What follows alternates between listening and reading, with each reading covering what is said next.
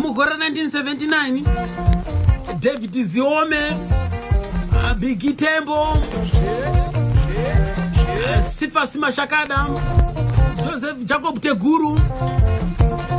rangari timu repa chino iroro rero wa magitare aku Roman Catholic kuka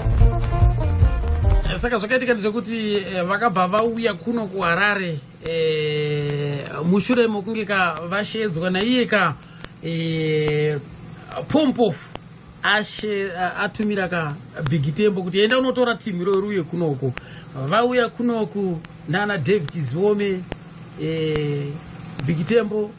akabva aenda uko achibva anobatanawo ka nechimwe chikwata achizonofoma Bund Boys achienda akadaro ana Sifas Mashakada vakabva vasarawo vachibatana vainana Pompofu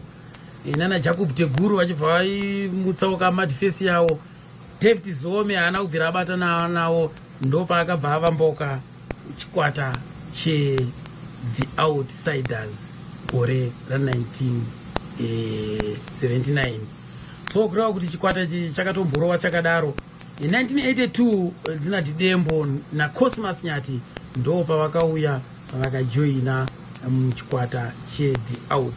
Outsiders vakaiona iripo yakazvimiririra vakatouyawo vachitojoina imomo ndo makakwanisa kutanga kurova futi mamwe mahits akambonesa nadambudzo nana Mukoma Sevenza nana Venenzia dzese dzozoka ana mwana wenyu dzese dzozoka vakadzikwapaidza vari ikoko nokudaro ndisati ndataura umwe waakashanda naye ku The Outsiders ikoko ka regaika ndikuroverei kamwe kenziyo dzavakarova vari ikoko ku Outsiders.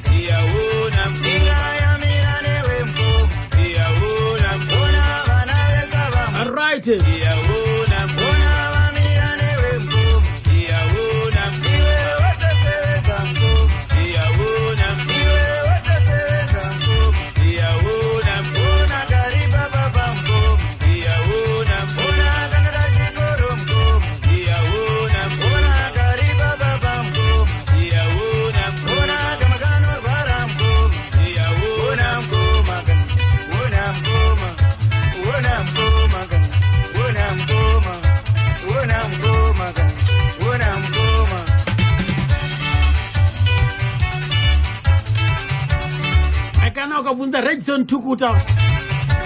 tiri kwa Berry akutiloni uko panzi pa Dawich Estates amugore 1984 takadzitamba idzi unongo pfeka chikabudura chete usina shirt guvhu riri panze apa rinenge rine miraini mitsara yemuto ungawa muto wenzimbe amuto wemuchero rakaguta kuti ndi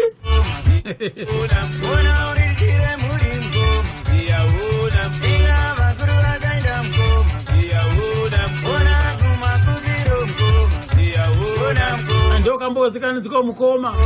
Sevenza shanda nesimba